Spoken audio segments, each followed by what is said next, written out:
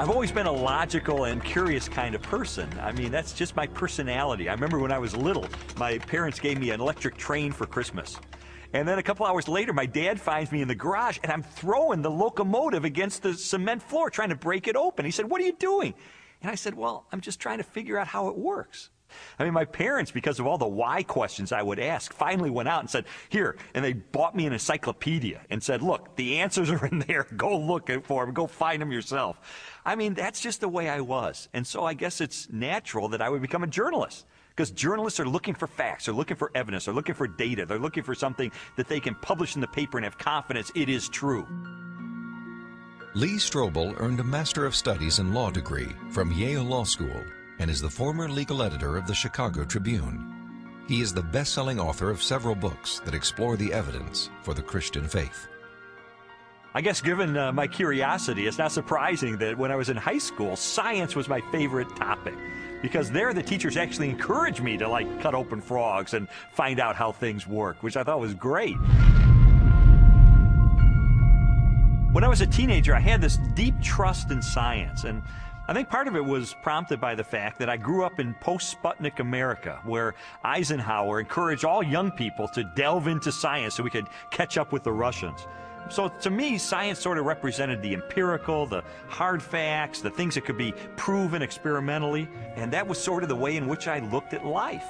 I thought people who had faith, people who believed in supernatural things like God, I saw that as a sign of weakness because, you know, do you have any data to back that up? In the autumn of 1966, Strobel's interest in science led to a life-changing decision. I can take you back to the exact spot where I was sitting. It was in the third floor, overlooking the asphalt parking lot. I was in the second row, the third chair from the front, when my biology teacher recounted in great detail this experiment that had been conducted in the early 1950s at the University of Chicago. This experiment that impressed Strobel so deeply was one of the most famous in the history of science. In 1953, Stanley Miller, a graduate chemistry student, tried to demonstrate how life first emerged on Earth. Miller attempted to reproduce the Earth's early atmosphere. He pumped hydrogen, methane, ammonia, and a small amount of water vapor into a maze of glassware. Then sparked the gases with electrical discharges to simulate lightning. After 5 days, he discovered what he had hoped for. A few simple amino acids, the basic building blocks of living organisms, had collected in the dark residue at the bottom of the glass. Many hailed Miller's experiment as proof that essential components of life could have formed in the oceans of the Earth billions of years ago. The philosophical implications of Miller's experiment were instantly obvious to me. And for me, it was a eureka moment because I heard this and I thought, wait a minute. If you can show scientifically that life can emerge without any outside assistance, if life can emerge just from naturalistic circumstances, then God was out of a job. From there, the acceptance of Darwinian evolution and full-blown atheism, for that matter, was pretty easy. Because if living organisms could emerge by themselves out of this primordial soup without the assistance of any kind of a god or supernatural intervention, then they certainly could develop naturally over the eons into more and more complex creatures, just as Charles Darwin theorized in his book On the Origin of Species. As Strobel embraced Darwinism and its atheistic implications, he was surprised to discover that many Christians believed their faith was compatible with Darwinian evolution. There's no way you can harmonize neo-Darwinism with Christianity. I could never understand Christians who would say, well, you know, I believe in God, and yet I believe in evolution as well. You see, Darwin's ideas about the development of life led to his theory that modern science now generally defines as an undirected process, completely devoid of any purpose or plan. Now, how could God direct an undirected process? How could God have purpose and a plan behind a system that has no plan and no purpose. It just does not make sense. Didn't make sense to me in 1966, and it doesn't make sense to me now. In 1972, Lee Strobel married Leslie Herdler. 5 years later, Leslie, an agnostic, became a Christian. And I thought, this is divorce. This is going to be the end of our marriage. But all the negative things I expected to happen in her as a result of her newfound faith, they didn't happen. And instead, I saw positive changes in her values and her character and the way she related to me and the children. And I thought, wait a minute. She is attributing this to God. And I don't believe God exists. And so that was the main thing that prompted me to say, maybe I need to really investigate this and get to the bottom of this and determine, is there really any rational way I could ever believe that this kind of a God really exists and really causes this kind of transformation in a human being? And so I decided to use my legal training and journalism training, my scientific curiosity, to systematically investigate, is there any credibility to the Christian faith? Because science had played such an instrumental role in his turn to atheism, Strobel embarked on an investigation of major discoveries in biology, chemistry, cosmology, and physics. His studies spanned more than 20 years and included interviews with scientists and scholars as he sought to determine for himself what these discoveries implied about the reality of a creator. Throughout his inquiry, one question remained constant. Does the evidence uncovered by contemporary science point us toward or away from the existence of God? Two-time Nobel Prize winner Linus Pauling once said that science should be the search for truth. And that's what I wanted to do. I didn't know where the evidence was ultimately going to take me, but I really did want to know the truth about God. And what I found shocked me, and it stunned me.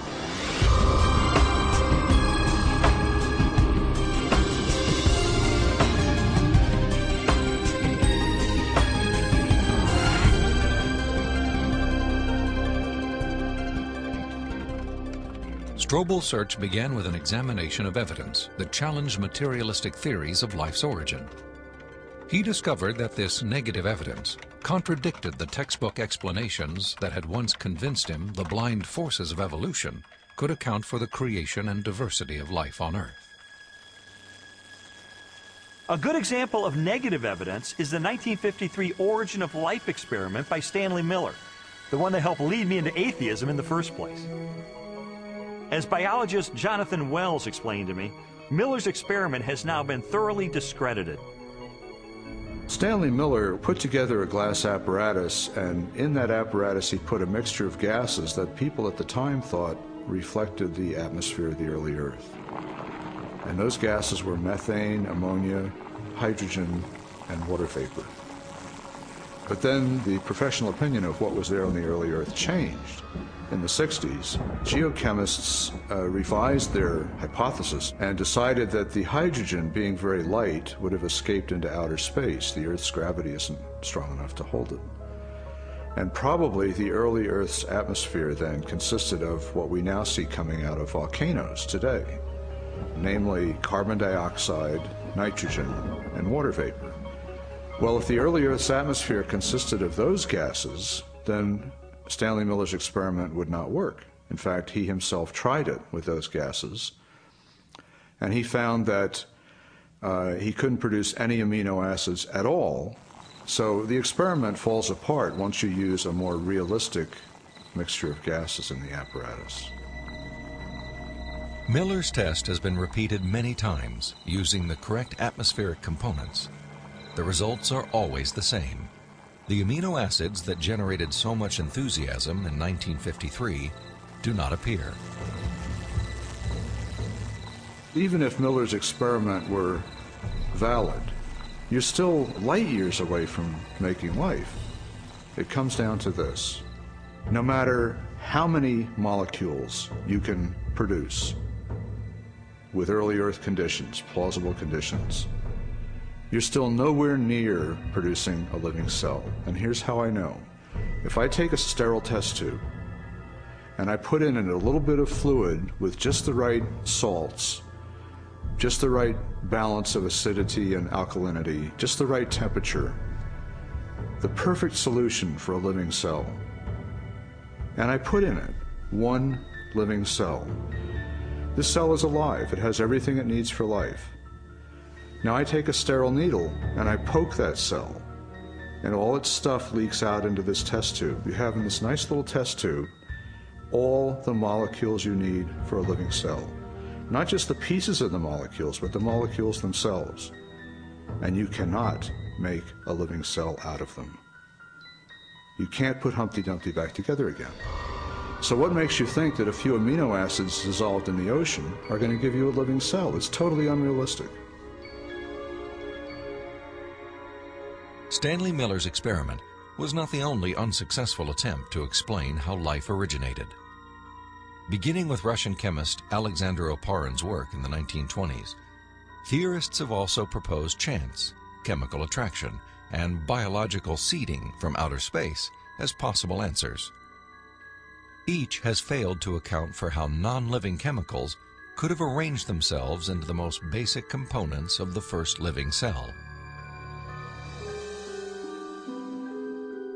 Strobel's research ultimately led him to conclude that materialistic explanations for the origin of life were deeply flawed. And his examination of negative evidence did not end with the question of first life. He also learned of weaknesses in the most celebrated icon of Darwinian evolution. In Darwin's book on the origin of species, there's only one illustration. It's called the Tree of Life. Darwin used it to explain how every species of animal and plant that ever existed on Earth had evolved from the same common ancestor through small, gradual steps over enormous periods of time. Even though Darwin's Tree of Life is included in virtually every biology textbook published over the last half-century, contrary to what we've been told, there is no conclusive evidence of the common origin of all life.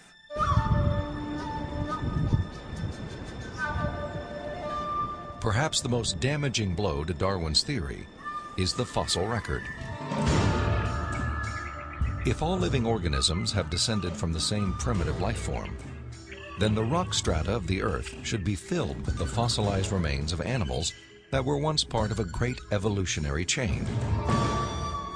A chain of small biological modifications, ultimately leading to a spectacular diversity of life.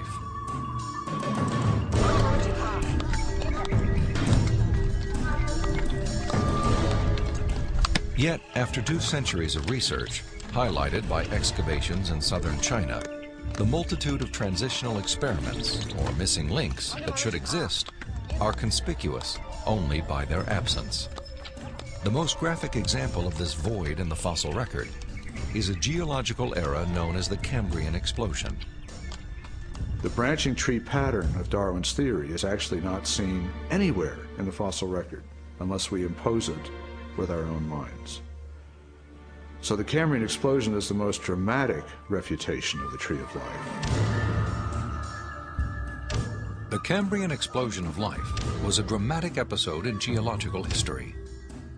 Usually dated at about 530 million years ago, the exquisitely preserved Cambrian fossils reveal that the body plans for virtually every major animal phyla appeared, not gradually and slowly as Darwin had speculated, but instead with astonishing suddenness. If we imagine the whole history of life on Earth taking place in one 24-hour period, the current standard estimates for the origin of life put it at about 3.8 billion years ago, let's say 4 billion.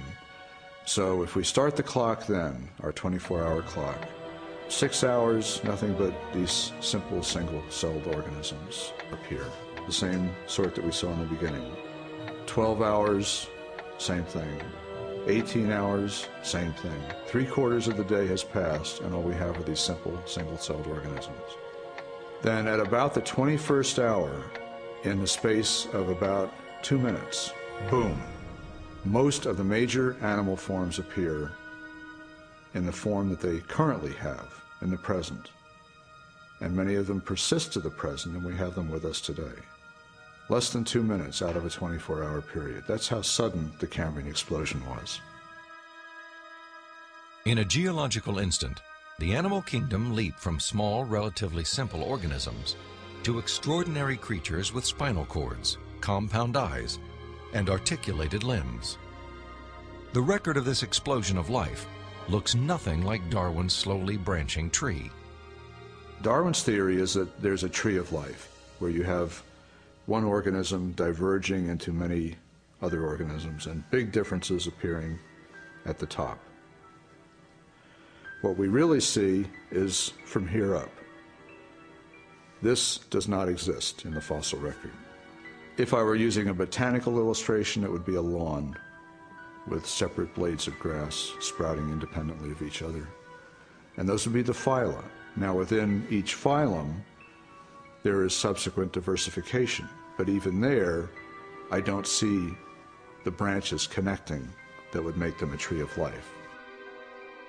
As scientists, it's not our job to force the evidence into a theory that just doesn't fit it. And so I have absolutely no desire or reason to uphold Darwin's theory at this point. I think what we're seeing today is a series of scientific discoveries that are opening the eyes of more and more scientists to say, wait a minute, I can no longer believe that pure naturalistic processes can account for the origin and diversity of life. There must be something else here. The challenges to Darwinian theory have led more than 600 scientists with PhDs from major universities throughout the world to sign a document titled A Scientific Dissent from Darwinism. It reads in part, "We are skeptical of the claims for the ability of random mutation and natural selection to account for the complexity of life." These are scientists with PhDs from Stanford and Berkeley and University of Chicago and Cambridge, major universities, who've looked hard and fast at the evidence and have walked away saying, I am not convinced. Maybe there's another explanation. Personally, the negative evidence forced me to conclude that Darwinism would require a blind leap of faith that I just had no good reason to make. Strobel's rejection of Darwinism and materialistic science was also based on the large body of positive evidence for intelligent design. Evidence he first confronted in the science of cosmology, which explores the origin of the universe.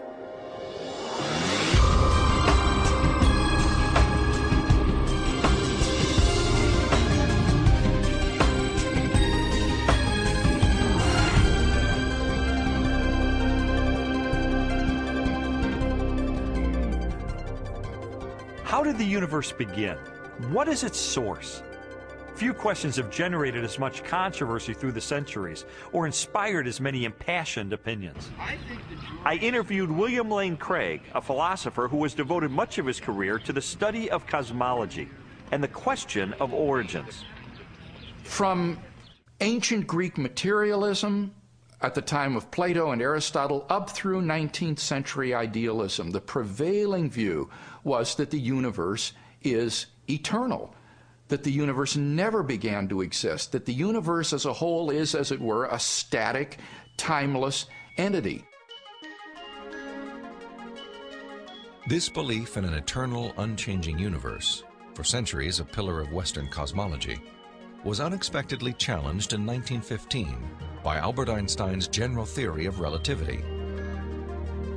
Einstein's equations implied a startling possibility.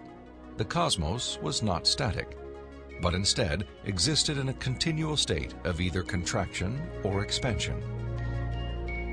Einstein did not like the idea that the universe was dynamic at all. In fact, like almost all scientists at the time in the early 20th century, he assumed the universe was static and eternal. What's interesting and ironic is that he thought he had made some kind of mistake in his equations for the general theory of relativity. But a few years after he developed the theory, a Belgian astronomer named Lemaitre developed a model based upon his equations, which again predicted that the universe was in a continual state of expansion. In 1929, theoretical predictions were confirmed with empirical data.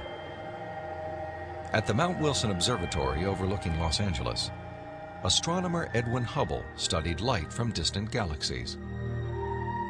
Hubble determined that galaxies beyond our Milky Way were moving away from us at a speed proportional to their distance from the Earth. The more distant the galaxy, the faster it is receding. Hubble's landmark discovery led most astronomers and physicists, including Albert Einstein, to a similar conclusion. If the universe is continually expanding, then at earlier points in its history, it must have been smaller and denser.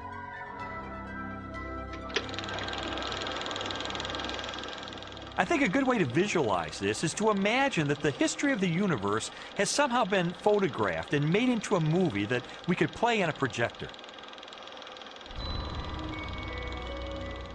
As the projector runs forward, we watch the universe as it continually expands. But if the projector were to be stopped and were switched into reverse to make the movie run backward, then instead of watching the galaxies move farther and farther apart from each other, we'd see them draw closer and closer together. As you trace this expansion back in time, the universe grows denser and denser and denser until finally the entire known universe is contracted down to a state of infinite density, which marked the beginning of the universe. At this point, which cosmologists call the singularity, all matter and energy, physical space and time themselves came into being. This literally represents the origin of the universe from nothing.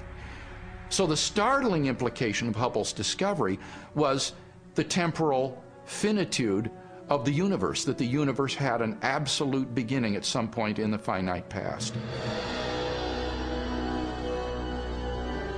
During the second half of the 20th century, other discoveries also pointed to a universe with a beginning. These images of the cosmic microwave background radiation document what most scientists now believe is the remnant heat generated during the universe's early history. Background radiation is found throughout the cosmos and indicates its expansion from a sudden, perhaps violent moment in time. This evidence for a finite universe has reaffirmed the conclusion of an ancient philosophical deduction. It is called the Kalam cosmological argument. The Kalam argument is deceptively simple in its formulation. It consists of basically three steps. Premise one is that whatever begins to exist has a cause. Something cannot come into being uncaused out of absolutely nothing. Premise two is that the universe began to exist. And the remarkable development that has occurred is that for the first time, we now have solid scientific evidence for the truth of that second premise, that the universe began to exist. And from those two premises, it follows logically, therefore, the universe has a cause of its existence. Whatever begins to exist has a cause. The universe began to exist, therefore the universe has a cause of its existence. And that points to a reality beyond the universe, a transcendent reality beyond space and time, and therefore non-physical and immaterial, which created the universe out of nothing and brought it into being. The implications of a finite universe, coupled with other discoveries of modern cosmology, have led many scientists to unmistakably theological conclusions. There is no ground for supposing that matter and energy existed before and were suddenly galvanized into action. It is simpler to postulate creation ex nihilo, divine will constituting nature from nothingness. The chain of events leading to man commenced suddenly and sharply, at a definite moment in time, in a flash of energy and light. We can't understand the universe in any clear way without the supernatural. Supernatural creation of the universe in a flash of energy and light. You know, it sounds an awful lot like the first chapter of Genesis to me. Today, the vast majority of even the most skeptical astronomers and cosmologists believe that the universe had a beginning. This belief isn't based on some theological doctrine. It's based on scientific evidence. And I think if we follow the evidence wherever it points, It points clearly and powerfully and persuasively in the direction of a creator.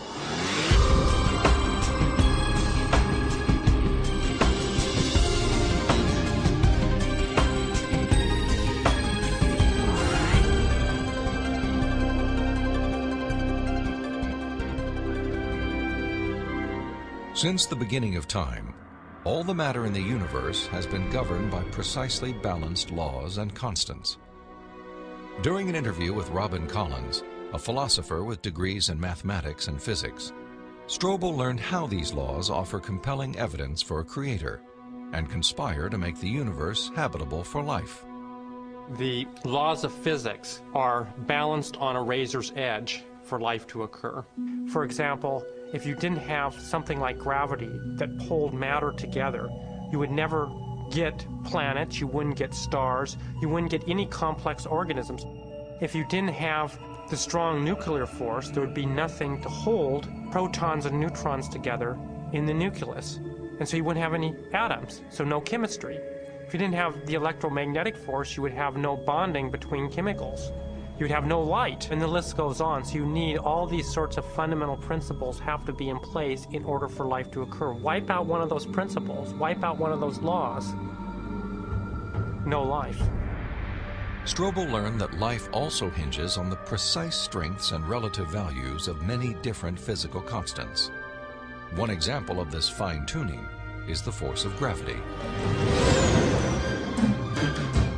Imagine a ruler divided up into 1-inch increments and then stretched across the entire universe, a distance of some 14 billion light years. For the purposes of illustration, the ruler represents the possible range for gravity. In other words, the setting for the strength of gravity could have been anywhere along the ruler, but it just happens to be situated in exactly the right place so that life is possible. Now, if you were to change the force of gravity by moving the setting just 1 inch compared to the entire width of the universe, the effect on life would be catastrophic. No large-scale life forms could exist. Anything that was more than the size of a pea would be completely crushed. So you might be able to get life of a very, very primitive sort, such as bacteria, but you could never get conscious observers. The strength of gravity is just one of at least 30 separate parameters that must be finely tuned to produce a life-sustaining universe. Another example is the cosmological constant. The cosmological constant describes the expansion speed of space in the universe. If space expands too quickly, then the universe will spread out so quickly that material objects can't form. So you can't get stars and galaxies and planets and the types of things that we, of course, take for granted in our universe. Physicists have determined that the cosmological constant is fine-tuned to 1 part in 100 million billion billion billion billion billion. Such precision has been compared to traveling hundreds of miles into space, then throwing a dart at the Earth and hitting a bullseye measuring 1/trillionth of an inch in diameter, an area less than the width of a single atom. Just consider those two parameters, gravity and the cosmological constant. Their level of fine-tuning is to a precision of 1 part in 100 million trillion, trillion, trillion, trillion, trillion, trillion. I mean, that's like 1 atom in the entire known universe. This fine-tuning is also evident at the atomic level. The strong nuclear force binds atoms together. If the strength of this force were to decrease by 1 part in 10,000 billion billion billion billion, the only element left in the universe would be hydrogen. Again, chemical life would not be possible. The fine-tuning of the laws and forces of physics is so precise that few theorists are comfortable invoking mere chance as an explanation, unless our universe is not the only roll of the dice. if the universe looks like it's fine-tuned for complex life, maybe there's a fine-tuner. Maybe it was fine-tuned for life. And this has certain unsavory theological implications. And so it's not surprising that those committed to a fundamentally materialistic view of reality would try to find an escape hatch. And the most popular escape hatch for this theological implication of fine-tuning is this idea of multiple universes. As its name suggests, the theory of multiple universes proposes that our universe is not alone. Instead, it is part of a vast ensemble of universes, each with a different set of laws and constants. If there's only one universe, then the conclusion that the universe looks fine-tuned because it is fine-tuned is inescapable. But if our universe is just one of a vast set, then you seem to have more resources to play with. Chance gets a new lease on life. I sometimes try to imagine what physicists have in mind that postulate this idea of multiple universes. I mean, what would the generator look like that creates them? Maybe it's like a giant monolith that has dozens of different dials, each of which has to be set to the right physical constant. If we think of these parameters as dials, each of the dials is different. So if you produce enough universes with enough different dial settings, eventually, just by chance, you get one just right. So you might have to produce a trillion universes. But eventually, if you have a generator that's just spitting out just an enormous number of them, then it gets the right dial setting. And then, by just chance, you get conditions right for life. So it's a huge cosmic lottery. That's the idea. It's an interesting idea. I mean, there's really only one problem with it. There's no independent evidence that it's true. Besides, it really just pushes the question back a step, because we could still ask, who built the generator? The suggestion of multiple universes strikes me as a desperate attempt to explain away the obvious, which is that the universe is finely tuned by an intelligence to sustain complex life. An intelligence that must be beyond the constraints of time and space.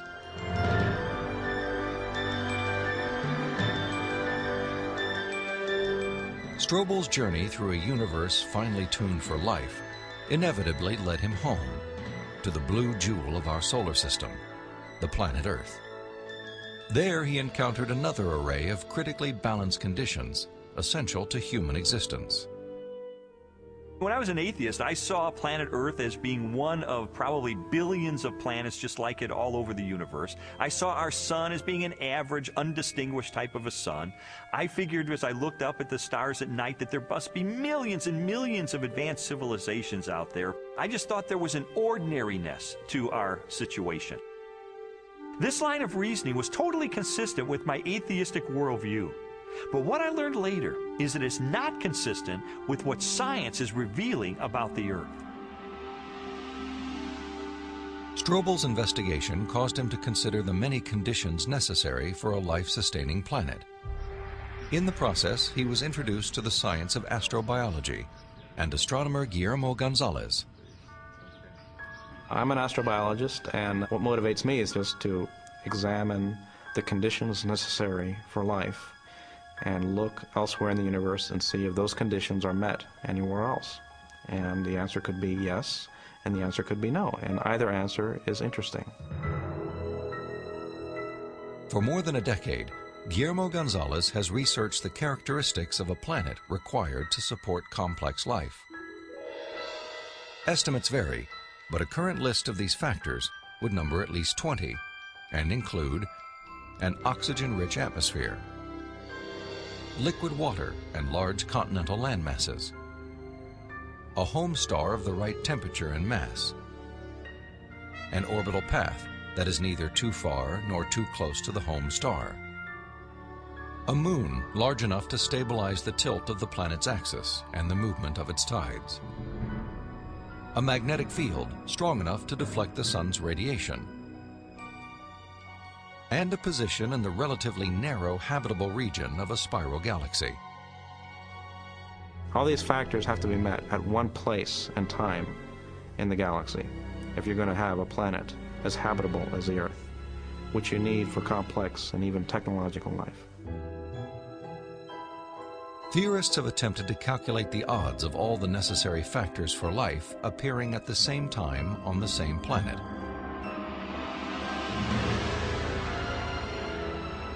A conservative estimate is 1 chance in 10 to the negative 15th, or 1/1000th of 1/1,000,000,000th.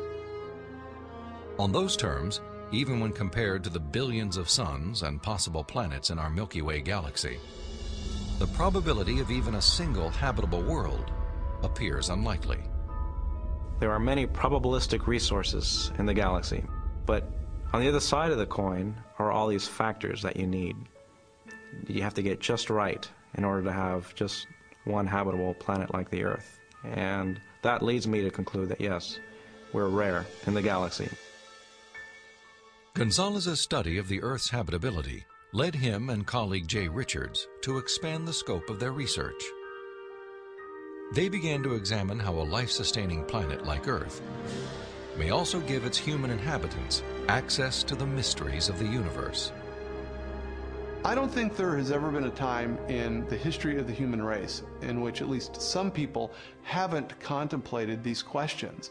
We ask, why can we see distant galaxies, millions of light years away in the universe? Why can we postulate what's going on inside atoms or inside black holes? Why are we able to discover things about the universe, to answer questions about its age? For most scientific discoveries that we're able to make, these sorts of things can't be explained in terms of the survival of the fittest of our distant ancestors. Not only our ability to do science, but the openness of the natural world to science just completely outstrips the sort of reductionist and Darwinian explanations that we're used to.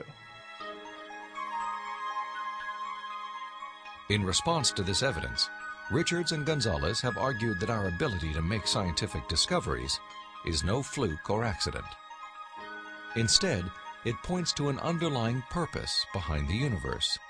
It is actually designed for discovery. Guillermo Gonzalez and I spent several years pursuing a hypothesis that those rare things that life needs in a planetary environment, those things that make a planet habitable, also set up the best set of conditions overall for scientific discovery. There are many examples of this correlation, including our planet's oxygen-rich atmosphere, both a critical requirement for our survival and a transparent window that allows us to explore the distant universe.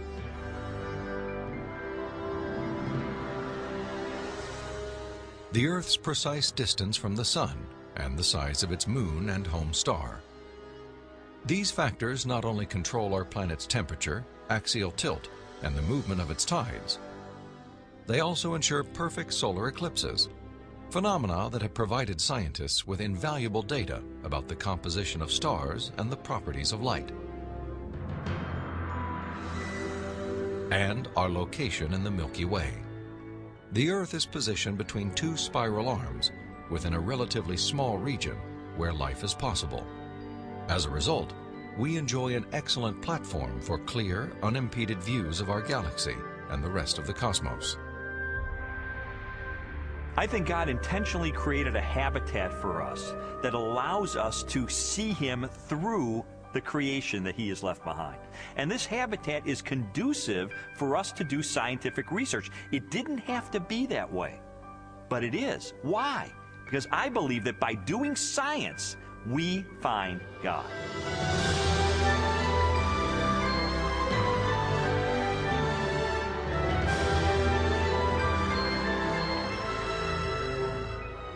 The final leg of Strobel's investigation transported him from the deepest reaches of the cosmos to the microscopic universe of the living cell and the science of biochemistry. There he encountered more challenges to Darwinian evolution and new evidence of design.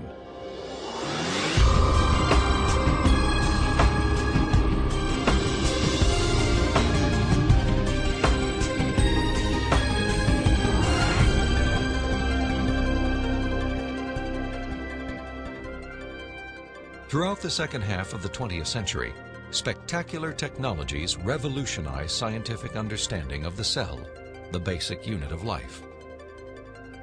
During an interview with biochemist Michael Behe, Strobel learned how this new knowledge has shaken the foundations of Darwin's theory.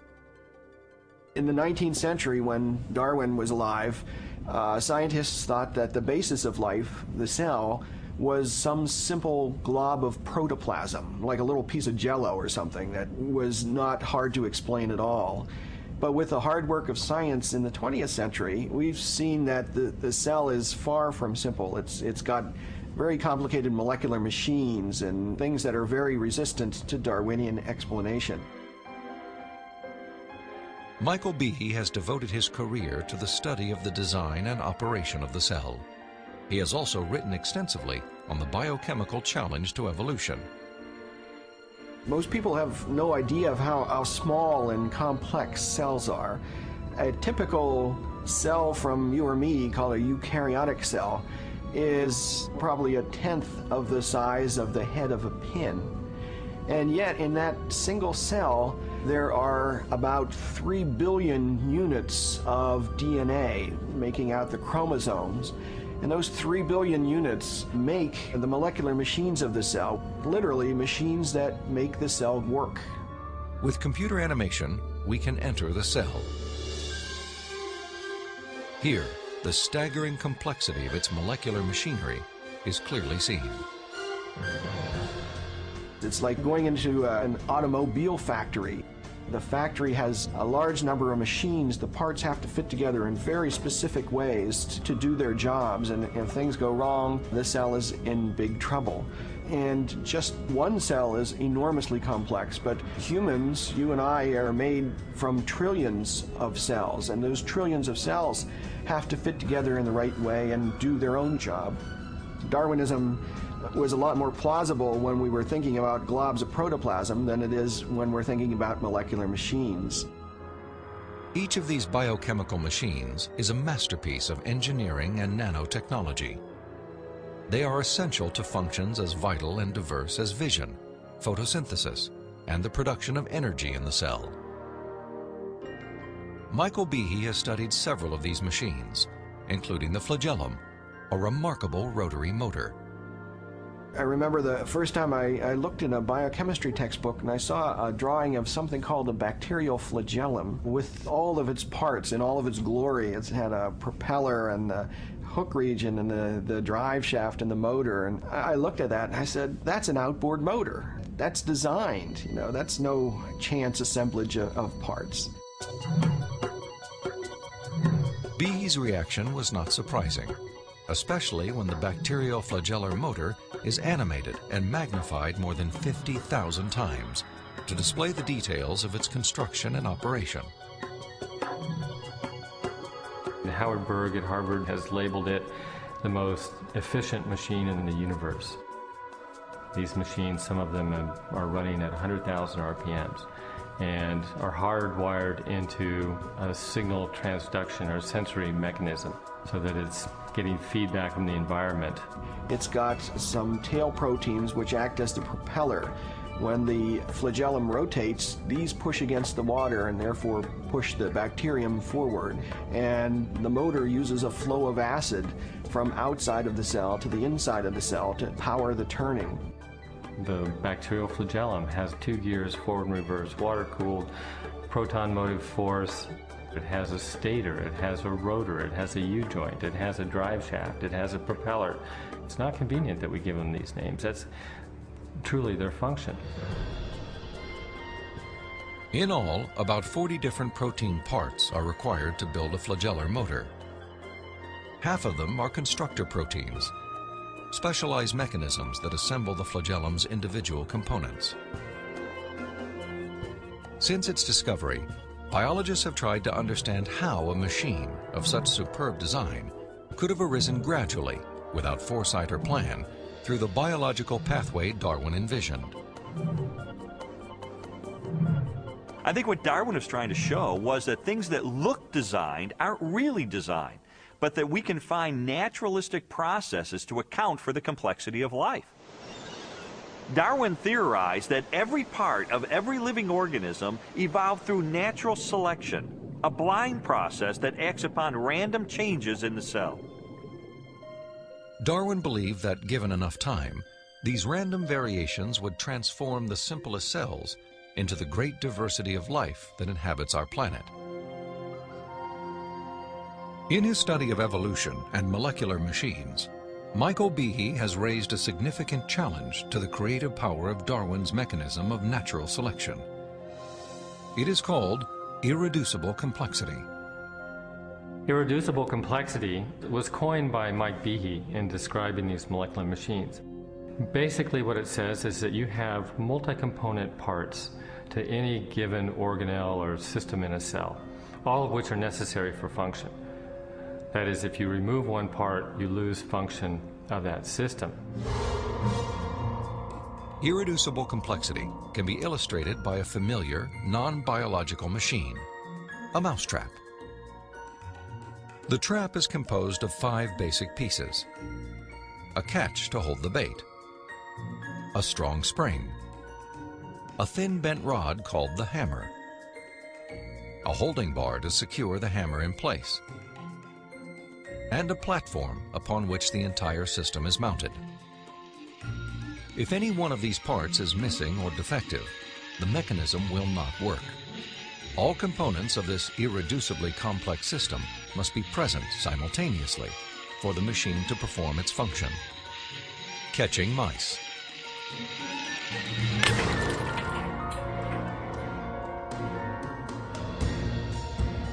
The concept of irreducible complexity also applies to biological machines, including the bacterial flagellum. All told, there are about 40 different protein parts which are necessary for this machine to work. And if any of those parts are missing, then either you get a flagellum that doesn't work because it's missing the hook or it's missing the drive shaft or whatever, or it doesn't even get built within the cell. You can't put something like that together gradually because they need a large number of parts interacting with each other at the same time before they work at all. Without the tools to observe the machinery of the cell, and long before the idea of irreducible complexity, Charles Darwin offered a way to test his own theory.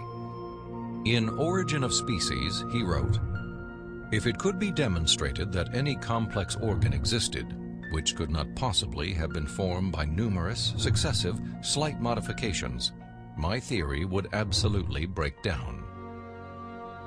Darwin acknowledged that if someone identified a biological system that could not have been constructed in incremental steps over long periods of time, then his theory would be invalid.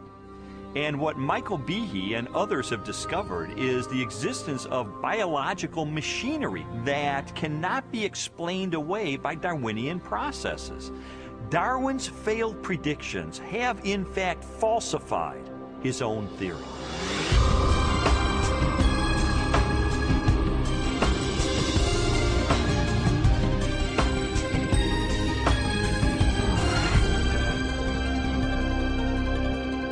The existence of complex biological machines raises an obvious question. If natural selection wasn't the agent of their construction, then what was? The centerpiece of my investigation was an interview with philosopher of science, Dr. Stephen Meyer. Meyer, who holds a PhD from Cambridge University, brought me face to face with the most efficient information processing system in the universe. The DNA molecule and its language of life. The discovery of the information-bearing properties of DNA and RNA is a fundamental challenge to all materialistic theories of the origin of life. Neo-Darwinism and its associated theories of chemical evolution and the like will not be able to survive the biology of the information age, the biology of the 21st century. Meyer's conclusions are based upon his understanding of the DNA molecule and the genetic instructions that are locked within the nucleus of living cells. In 1953, when Watson and Crick elucidated the structure of the DNA molecule, they discovered that DNA was a carrier of genetic information in the form of a 4-character digital code. That is to say that DNA functions like a software program, only more complex than anyone has ever created or devised. For a biological system to run and operate, it needs genetic information to build the proteins and protein machines that cause the cells to maintain their function. This information is stored in a precise arrangement of 4 chemicals that scientists represent with the letters A, C, T, and G. Sequences of these chemicals provide the instructions necessary to assemble complex protein molecules that in turn help form structures as diverse as eyes, legs, wings, and hearts. This code has been called the language of life, and it is the most densely packed and elaborately detailed assembly of information in the known universe. Geneticist Michael Denton has estimated that the amount of biological information necessary to build all of the proteins in all of the species of organisms that have ever existed on planet Earth could be held in a single teaspoon. And we'd still have room left over for all of the information contained in every book ever written. The more I learned about DNA, the more I understood the significance of what Stephen Meyer called the most fundamental question facing biology today. Where did the information in DNA come from? How did it arise in the first place? Well, lots of people have wanted to explain the origin of information by reference to the laws of physics and chemistry, or by reference to the chemical properties of the constituent parts of the DNA. But that would be like saying that you could explain the information in this morning's New York Times headline by reference to the physics and chemistry of ink bonding to paper. There is a chemical explanation as to why the ink sticks to the paper, but that does not explain the way the ink got arranged to convey a message that could be understood by speakers of the English language. Information requires a material medium, but it transcends the material medium. An explanation for the origin of the genetic instructions needed to build the first life is the holy grail of 21st century biology. Theories proposing that this information arose through natural selection acting upon non-living molecules, or the self-organizing power of chemicals in a primordial soup, have repeatedly failed. Even time and blind chance, the oft-invoked saviors of implausible biological scenarios, have fallen far short as accounts for the source of the instructions in DNA. Mathematicians, for example, have calculated that a universe filled with monkeys, typing relentlessly throughout the oldest estimated age of the cosmos, would have no realistic chance of producing Shakespeare's play Hamlet, let alone a transcript of the genetic information required to build even the simplest living cell. Based on our uniform and repeated experience, which is the basis of all scientific reasoning about the past, there is only one known cause for the origin of information, and that cause is intelligence. Whether we're looking at a hieroglyphic inscription, a section of text in a book, or a computer software, if you have information and you trace it back to its source, invariably you come to an intelligence.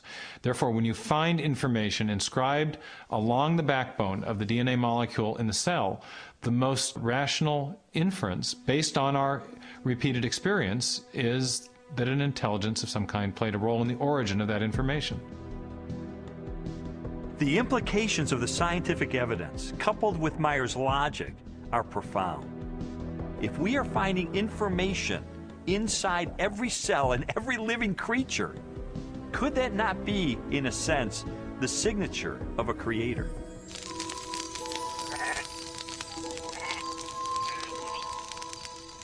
"30 centuries before science unlocked the mysteries of genetic information, or a telescope probed billions of light years into space, the Hebrew shepherd and poet David wrote eloquently of a creator who revealed his existence and power through all that he had made. The heavens declare the glory of God. The skies proclaim the work of his hands. Day after day they pour forth speech. Night after night they proclaim knowledge. Their voice goes out into all the earth, their words to the end of the world." God himself is invisible. He is a spirit. And yet, one of the purposes he has for us is to find him so we can know him. And he's left behind a series of clues. And sometimes we just have to kind of take our blinders off and get beyond our presuppositions and say, wait a minute, I am going to pursue the evidence of science wherever it points. And if it takes me to a very uncomfortable conclusion that there is a creator, then if the evidence points in that direction, that's the way I'm going to go. According to a lot of the mainstream media, the theory of intelligent design is a faith-based idea. And in saying that, they want to dismiss it as something that has no basis in science. But the media has confused a fundamental issue. They're confusing the evidence for the theory with the implications of the theory. The theory of intelligent design may well have implications that are supportive of theistic belief, but the theory is not based on theistic belief. It's based on the discovery of digital code in cells, miniature machines in cells, the fine-tuning of the laws of physics and chemistry, and standard ways of scientific reasoning about the remote past in the history of life. 40 years ago, a lecturer in a high school biology class convinced an inquisitive 14-year-old freshman that there was no God. Ironically, years later, it was an open-minded investigation of scientific evidence that led Lee Strobel to belief in a creator. One of the most interesting things I've learned as I've gone on this journey of scientific discovery has been that you don't have to commit intellectual suicide to come to the conclusion that there is an intelligent designer. Because today, science is pointing more directly and more powerfully toward a creator than any other time in the history of the world. I was trained in journalism and law to respond to truth. I had to take a step of faith in the same direction that evidence is flowing, which is logical and rational. We do that every day of our life. We make steps of faith based on the evidence that we perceive. And so it was the most logical and rational step I've ever taken to put my faith in the creator that science tells me exists.